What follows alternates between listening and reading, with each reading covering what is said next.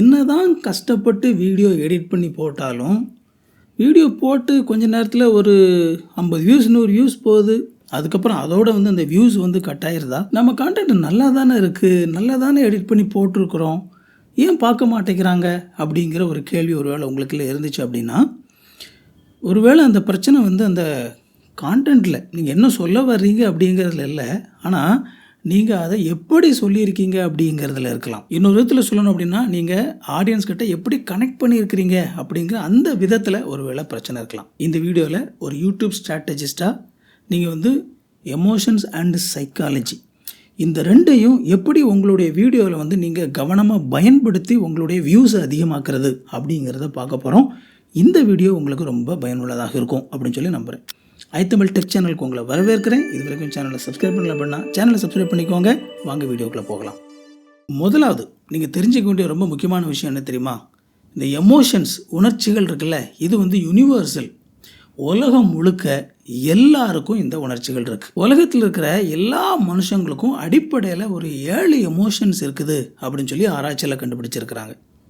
Happiness, sadness, fear, disgust, anger, surprise, contempt. இப்போ எல்லா மனுஷங்களுக்கும் வந்து இந்த மாதிரி இந்த எமோஷன்ஸ் இருக்கிறனால நம்ம வீடியோ போடும்போது அது வந்து அவங்களுடைய அந்த எமோஷன்ஸை டச் பண்ணுற மாதிரி இருக்கணும்.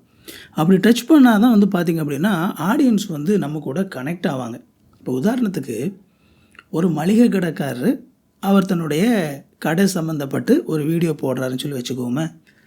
அவர் வந்து அந்த வீடியோ போடும்போது சும்மா வந்து சும்மா அந்த பொருட்களை காட்டுறது அந்த மாதிரி இல்லாமல் அவர் அதை பேசும்போது, இந்த கடையை ஆரம்பிக்கிறதுக்கு நான் எவ்வளவு கஷ்டப்பட்டேன் தெரியுமா அப்படின்னு சொல்லி சொன்னார் அப்படின்னா, அல்லது அந்த கடையை ஆரம்பித்து அந்த முதல்ல அந்த லாபம் பார்க்கும்போது எனக்கு எவ்வளோ மகிழ்ச்சியாக இருந்தது தெரியுமா, அந்த மாதிரி சொல்லும்போது தான் அங்கே என்ன நடக்குது அப்படின்னா அந்த எமோஷனல் கனெக்ஷன் வருது. ஸோ எப்படி வந்து அவர் ஃபீல் பண்ணார் அப்படிங்கிறத சரியான விதத்தில் அந்த வீடியோவில் சொல்லும்போது, அல்லது உங்களுடைய என்ன மாதிரி நீங்கள் வீடியோ போடுறீங்களோ அதில் சரியான விதத்தில் அந்த எமோஷன்ஸை நீங்கள் கொண்டு வரும் பொழுது அது ரொம்ப ஈஸியாக அந்த வீடியோ பார்த்துட்ருக்கிற உங்களுடைய ரசிகர்களை டச் பண்ணும். அதனால் நீங்கள் வந்து ஒரு வீடியோ எடுக்கிறதுக்கு முன்னாடியே, ஓகேவா, எடுக்க ஆரம்பிக்கிறதுக்கு முன்னாடியே ஸ்கிரிப்ட் எழுதி பண்ணுறது நல்லது. அட்லீஸ்ட் ஒரு நோட்ஸாவது எடுத்து பண்ணுறது நல்லது. ரொம்ப முக்கியமாக அந்த பர்டிகுலர் வீடியோவில் வந்து நீங்கள் என்ன எமோஷனை வந்து நீங்கள் தூண்ட போகிறீங்க, அல்லது எந்தெந்த இடத்துல என்னென்ன எமோஷனை வந்து நீங்கள் கான்சன்ட்ரேட் பண்ண போகிறீங்க அப்படிங்கிறத முன்னாடியே நீங்கள் வந்து பிளான் பண்ணிங்க அப்படின்னா நீங்கள் வீடியோ எடுக்கும்போது கரெக்டாக அந்த இடத்துல அந்த பர்டிகுலரான எமோஷன்ஸை வந்து நீங்கள் டார்கெட் பண்ணலாம். அது வந்து ரொம்ப ஈஸியாகவே உங்களுடைய வீடியோஸ் வந்து இன்னும் அதிகமாக ஓடுறதுக்கு உதவி செய்யும். அடுத்ததாக இந்த எமோஷன்ஸில் வந்து பேசிக்காக வந்து இந்த எமோஷன்ஸை 2 விதமாக பிரிக்கலாம். நல்ல எமோஷன், கெட்ட எமோஷன், ஓகேங்களா, குட் எமோஷன்ஸ், பேட் எமோஷன்ஸ் அப்படின்னு சொல்லி, அல்லது பாசிட்டிவ் எமோஷன்ஸ், நெகட்டிவ் எமோஷன்ஸ் அப்படின்னு சொல்லி 2 விதமாக நம்ம பிரிக்கலாம்.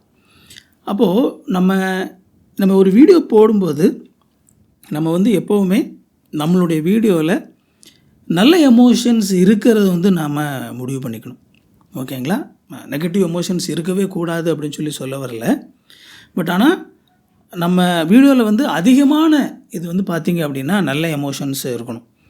அதே மாதிரி நீங்கள் ஆரம்பிக்கும்போது ஒரு நல்ல எமோஷனில் ஆரம்பித்து நடுவில் வந்து நீங்கள் ஒரு நெகட்டிவ் எமோஷன்ஸ் இல்லையா, சேட்னஸ், அந்த மாதிரியான விஷயங்கள் நீங்கள் பேசினாலும், அதே மாதிரி முடிக்கும்போது ஒரு நல்ல எமோஷனில் வந்து நீங்கள் முடிச்சிங்க அப்படின்னா நல்லாயிருக்கும். வீடியோ முழுக்கவே வந்து அப்படியே ஒரு நெகட்டிவ் எமோஷன்லேயே, அப்படியே ஒரு சேட் எமோஷன்லேயே நீங்கள் போனீங்க அப்படின்னா ஒரே அழுகாட்சியாக இருக்கும். அப்புறம் பார்த்திங்கன்னா சீரியல் மாதிரி ஆயிரும். ஸோ அதில் வந்து அந்த நல்ல எமோஷன்ஸ், கெட்ட எமோஷன்ஸ் இருக்குது அப்படிங்கிறத தெரிஞ்சுக்கிட்டு சரியான விதத்தில் அந்த எமோஷன்ஸ் வந்து மிக்ஸ் பண்ணுறதுக்கு நீங்கள் பழகணும். ரொம்ப முக்கியமாக நல்ல எமோஷன்ஸ் எப்போவுமே கொஞ்சம் அதிகமாக இருக்கணும். நெகட்டிவ் எமோஷன்ஸ் அங்கங்கே என்ன செய்யலாம், இருக்கலாம். அதனால் சரியான விதத்தில் எந்தெந்த இடத்துல எப்படி வைக்கிறது அப்படிங்கிறத யோசித்துக்கணும். இது வரைக்கும் இந்த வீடியோ பார்த்துட்டிங்க அப்படின்னா இந்த வீடியோ உங்களுக்கு ரொம்ப பயனுள்ளதாக இருக்குதுன்னு சொல்லி அர்த்தம். அப்படின்னா என்னுடைய சேனல் நான் போட போகிற மற்ற வீடியோஸும் கண்டிப்பாக உங்களுக்கு பயனுள்ளதாகத்தான் இருக்கும். இந்த வீடியோவை லைக் பண்ணிக்கோங்க, ஹைப் பண்ணுங்கள், சேனலை சப்ஸ்கிரைப் பண்ணிக்கோங்க.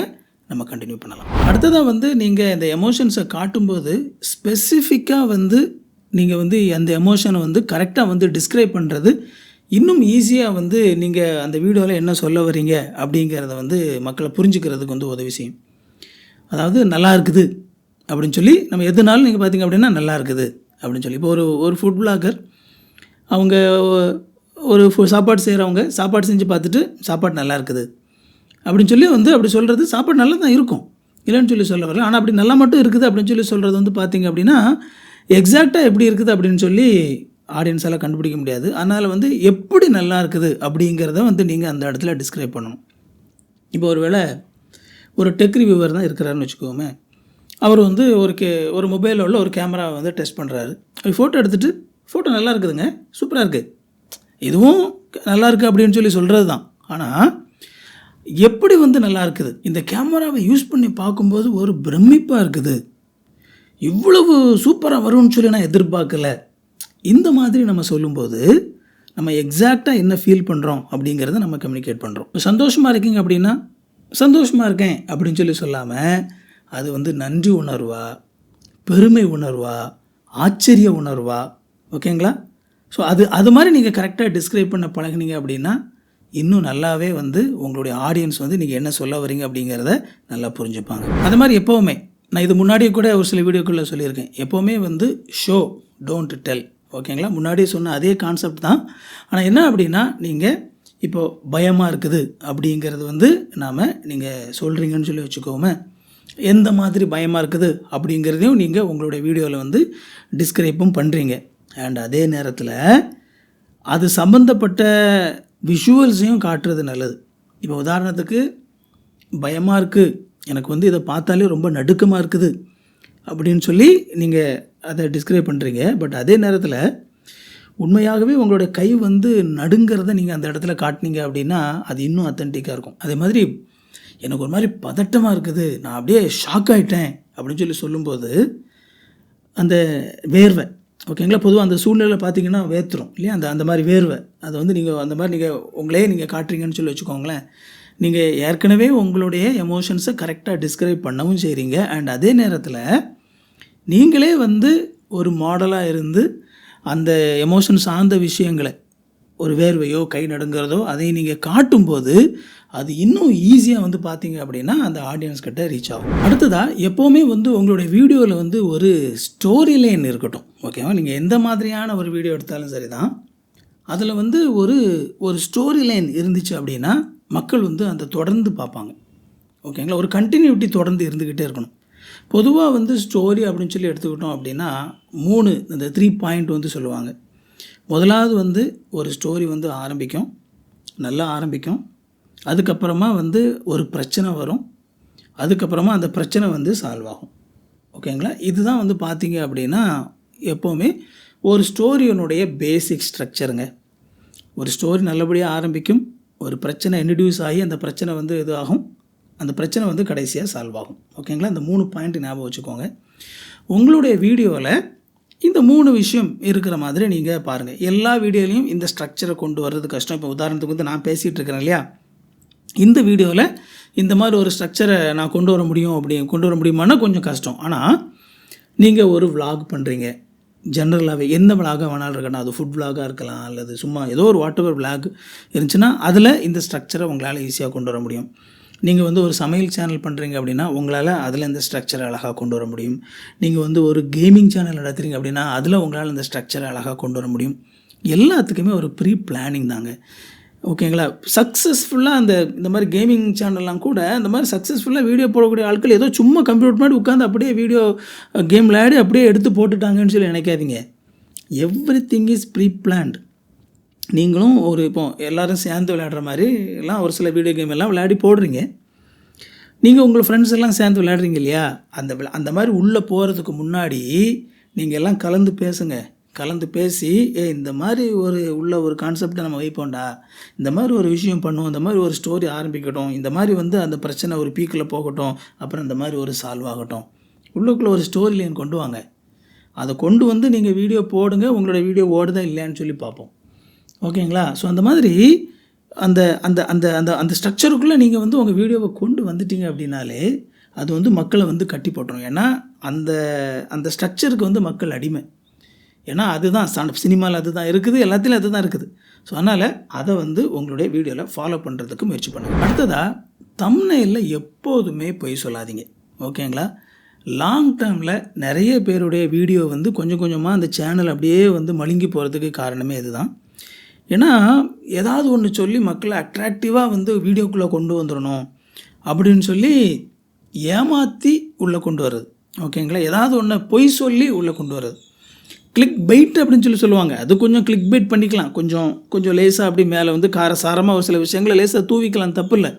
ஆனால் கம்ப்ளீட்டாக நீங்கள் வந்து தப்பாக ஒரு தம்ப்நெயிலில் வந்து ஒரு விஷயத்தை காட்டிட்டு அவங்க வந்து தம்ப்நெயில் நீங்கள் என்ன சொல்லியிருக்கீங்களோ அது கிடைக்கும் அப்படின்னு சொல்லி உள்ளே வராங்க அப்படின்னா, உள்ளே வந்ததுக்கப்புறமா நீங்கள் சொன்னதுக்கும் நீங்கள் அங்கே தம்ப்நெயிலில் பார்த்ததுக்கும் உள்ளே பேசுகிறதுக்கும் எதுவுமே சம்பந்தம் இல்லைன்னு சொல்லி வச்சுக்கோங்களேன். அப்புறம் எப்படி அடுத்த முறை வந்து அவங்க உள்ளே வருவாங்க? இந்த ஆளாக சும்மா ஏதாவது பொய் சொல்லி போட்டிருப்பார் அப்படின்னு சொல்லி இது பண்ணுவாங்க. சரி, மற்றவங்களை பார்க்காதீங்க. ரொம்ப முக்கியமாக வந்து நியூஸ் சேனல்லாம் இருக்கு இல்லையா தமிழ்நாட்டில், இந்த நியூஸ் சேனல் வந்து எப்போவுமே இந்த தப்பாக பண்ணுவாங்க. ஒரு சில நியூஸ் சேனல்லாம் வந்து பார்த்திங்க அப்படின்னா அப்படியே ரொம்ப அப்படியே கான்ட்ரவர்ஷியலாக உடனே உள்ளே போகிற மாதிரி போட்டிருப்பாங்க. ஆனால் ஒன்று புரிஞ்சுக்கோங்க, அந்த நியூஸ் சேனலுக்கு எல்லாத்துக்குமே வந்து இந்த யூடியூப் தான் வந்து அடிப்படை சம்பாத்தியம் கிடையாது, ஓகேவா? அவங்க வந்து இதை வச்சு சம்பாதிக்கலை. அவங்க வந்து இந்த யூடியூப்பில் அவங்க வீடியோ போடுறது அப்படிங்கிறது ஒரு அடிஷ்னல் தான். இப்போ அவங்க ஏற்கனவே ஒரு நியூஸ் பேப்பர் நடத்திட்டு இருப்பாங்க, ஏற்கனவே ஒரு டிவி சேனல் நியூஸ் சேனல் நடத்திட்டு இருப்பாங்க, அதெல்லாம் ஏற்கனவே ரெகுலராக ஓடிட்டுருக்கோம், அதெல்லாம் அவங்களுக்கு அட்வர்டைஸ்மெண்ட் மூலமாக காசு வந்துகிட்ருக்கோம். இது வந்து அடிஷ்னலாக அவங்க நடத்துகிறது. ஸோ அந்த மாதிரி அடிஷ்னலாக நடத்துகிறவங்க எப்படி வேணாலும் போடுவாங்க. ஏன்னா அவங்கள பொறுத்த வரைக்கும் அது பெருசாக வீடியோ ஓடுதோ ஓடலையோ அப்படிங்கிறது அவங்களுக்கு பெரிய இது ஒன்றும் கிடையாது. ஆனால் நீங்கள் வந்து பார்த்தீங்க அப்படின்னா அந்த மாதிரி ஒரு நியூஸ் சேனல் கிடையாது. நீங்கள் வந்து உங்களுக்கான ஒரு ஆடியன்ஸை நீங்கள் பில்ட் பண்ணிகிட்ருக்கிறீங்க.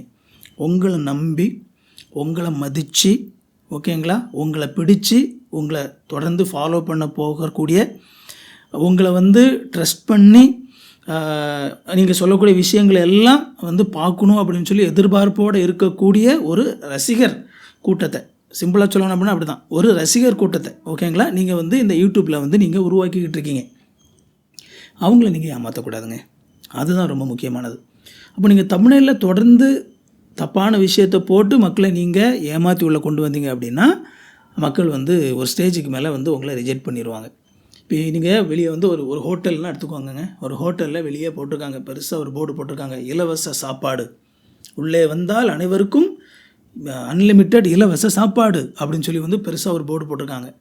அதை பார்த்துட்டு பசியோடப்பா இலவசமாக சாப்பாடு கொடுக்குறாங்கப்பா அப்படின்னு சொல்லிட்டு உள்ளே வந்ததுக்கப்புறம், ஆமாங்க இலவச சாப்பாடு தான், ஆனால் நீங்கள் வந்து ஃபஸ்ட்டு 500 ரூபாய்க்கு நீங்கள் முதல்ல ஏதாவது ஒன்று ஆர்டர் பண்ணணும், ஆர்டர் பண்ணதுக்கப்புறமா நாங்கள் உங்களுக்கு இலவசமாக சாப்பாடு கொடுப்போம் அப்படிங்கிற ஏதாவது ஒன்று சொன்னாங்க அப்படின்னா உள்ளே வந்தவங்களுக்கு எப்படி இருக்கும்?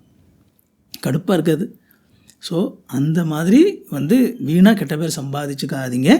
அதனால் எப்போவுமே தம்ப்நெயிலில் வீடியோவில் என்ன பேசியிருக்கீங்களோ அதை தம்ப்நெயிலில் போடுங்க. அதை எவ்வளோ அட்ராக்டிவாக போட முடியுமோ அப்படி போடுங்க, ஓகேங்களா? அப்படி போட்டிங்கன்னா தான் உங்களுடைய சேனல் வந்து லாங் டேர்மில் நல்லா வளரும். கடைசியாக எப்போவுமே வந்து உங்களுடைய அனாலிட்டிக்ஸை செக் பண்ணிக்கிட்டே இருங்க. ஒவ்வொரு வீடியோவும் நீங்கள் வீடியோ போட்ட உடனே பார்க்காதீங்க. வீடியோ போட்ட உடனே பார்த்தா அனாலிட்டிக்ஸில் ஒன்றுமே தெரியாது. ஏற்கனவே பழைய வீடியோஸ் இருக்கும் இல்லையா, ஒரு மாதத்துக்கு முன்னாடி உள்ள வீடியோ, அட்லீஸ்ட் ஒரு 2 வாரமாவது ஆயிடுச்சு அப்படின்னா அதில் அப்போ தான் கொஞ்சம் கொஞ்சமாக அனாலிட்டிக்ஸ் வந்து பில்ட் ஆக ஆரம்பிக்கும். ஒரு மாதத்துக்குள்ள பழைய வீடியோஸ், அதில் கொஞ்சம் நல்லா ஓடின வீடியோஸ், சரியாக ஒரு வீடியோ ஓடலை அப்படின்னா ஓடாத வீடியோ, அதை எடுத்து ஒரு மாதத்துக்கு அப்புறம் கொஞ்சம் உட்காந்து செக் பண்ணுங்கள். அனாலிட்டிக்ஸில் எவ்வளோ வியூஸ் போயிருக்கு, அதில் எவ்வளோ தூரத்துக்கு வந்து மக்கள் பார்த்துருக்காங்க, எந்த இடத்துல வந்து அந்த பீக்காக இருக்குது மேலே வருது அப்படின்னு சொல்லி சொல்லுவாங்க இல்லையா, அந்த டிப்புன்னு சொல்லி நினைக்கிறேன், டிப் அப்படின்னு சொல்லி 2 இருக்கும். ஸோ எந்த இடத்துல வந்து மேலே வருது, எந்த இடத்துல கீழே போகுது, அப்போ அந்த மேலே வர்ற இடத்துல கொஞ்சம் ப்ளே பண்ணி பாருங்கள். இந்த இடத்துல எதனால் மக்கள் அதை கொஞ்சம் அதிகமாக பார்க்குறாங்க அப்படிங்கிறத கிளிக் பண்ணி பார்த்து நோட் பண்ணி வச்சுக்கோங்க. ஏதாவது ஒரு இடத்துல வந்து கீழே ரொம்ப போயிட்டு இப்படி வருது அப்படின்னா அது யூடியூபே அதில் டிப் அப்படின்னு சொல்லி காட்டும். மேலே அதுக்கு டிப்பை கிளிக் பண்ணிங்கன்னா அதிலே காட்டும் எந்த இடத்துல டிப்பாக இருக்குது அப்படின்னு சொல்லி, யூடியூப் ஸ்டூடியோக்குள்ளே வீடியோ அனாலிட்டிக்ஸ்குள்ளே. அப்போது அதில் வந்து ஏன் அந்த இடத்துல கீழே போயிருக்காங்க மக்கள் பார்க்கல அப்படிங்கிறத கவனிங்க. ஏதாவது ஒரு குறிப்பிட்ட வீடியோவில் கரெக்டாக ஒரு குறிப்பிட்ட ஸ்டேஜ் வரைக்கும் பார்த்துட்டு அதோட மக்கள் அதோட பார்க்காம விட்டுட்டு போயிருக்காங்க அப்படின்னா ஏன் அந்த இடத்துல மக்கள் விட்டுட்டு போயிருக்காங்க அப்படிங்கிறதெல்லாம் செக் பண்ணுங்கள். இதை நீங்கள் திரும்ப செக் பண்ண தான் உங்களுக்கு வந்து உங்கள் வீடியோலேயே வந்து நீங்கள் எதை செய்கிறதுனால மக்கள் அதிகமாக பார்க்குறாங்க, எதை செய்யும்போது மக்கள் அதை பார்க்காம விட்டுட்டு போகிறாங்க, எது வந்து மக்கள் பிடிக்காமல் ரிஜெக்ட் பண்ணுறாங்க அப்படிங்கிறது எல்லாமே அதில் தான் உங்களுக்கு தெரியும். ஸோ ஒரு மாதம் ஆன வீடியோஸ் எல்லாம் எடுத்து எப்படி ஓடிருக்கு அப்படிங்கிறத நல்ல தரவாக செக் பண்ணுங்கள். திரும்ப திரும்ப செக் பண்ண உங்களுக்கே வந்து எது வந்து ஆடியன்ஸ் வந்து அவங்களுக்கு ரொம்ப பிடிக்கும், எது பிடிக்காது அப்படிங்கிறது எல்லாமே உங்களுக்கு வந்துடும். ஸோ நீங்கள் ஆட்டோமேட்டிக்காகவே நீங்கள் வீடியோ எடுக்கும்போது திரும்ப அந்த தப்பை வந்து செய்ய மாட்டீங்க. இந்த வீடியோவில் நம்ம பார்த்த இந்த 7 விஷயங்கள் இது வந்து இன்னும் நீங்கள் நல்ல தரமாக வீடியோ போடுறதுக்கு உங்களுக்கு ரொம்ப பயனுள்ளதாக இருந்திருக்கும் அப்படின்னு சொல்லி நம்புகிறேன். இந்த வீடியோ பிடிச்சிருந்தோம்னா இந்த வீடியோவை லைக் பண்ணுங்கள். உங்களோட நண்பர்கள், உறவினர்கள் இந்த மாதிரி யூடியூப் சேனல் நடத்தணும்னு சொல்லி ஆசைப்படக்கூடியவங்க யாராவது இருப்பாங்க அப்படின்னா அவங்களுக்கு இந்த வீடியோவை ஷேர் பண்ணி விடுங்க. உங்களோட சந்தேகங்களை கமெண்ட்டில் கேளுங்க, நான் உங்களுக்கு பதில் சொல்கிறேன். இந்த வீடியோவை லைக் பண்ணுங்கள், ஹைப் பண்ணி விடுங்க. இது வரைக்கும் சேனலை சப்ஸ்கிரைப் பண்ணல அப்படின்னா சேனலை சப்ஸ்கிரைப் பண்ணிக்கோங்க. உங்களுக்கு நோட்டிஃபிகேஷன் வேணும்னு நினச்சிங்க அப்படின்னா பெல் பட்டனை கிளிக் பண்ணிக்கோங்க. இன்னொரு சூப்பரான வீடியோவில் சந்திப்போம் friends. Thank you. God bless you.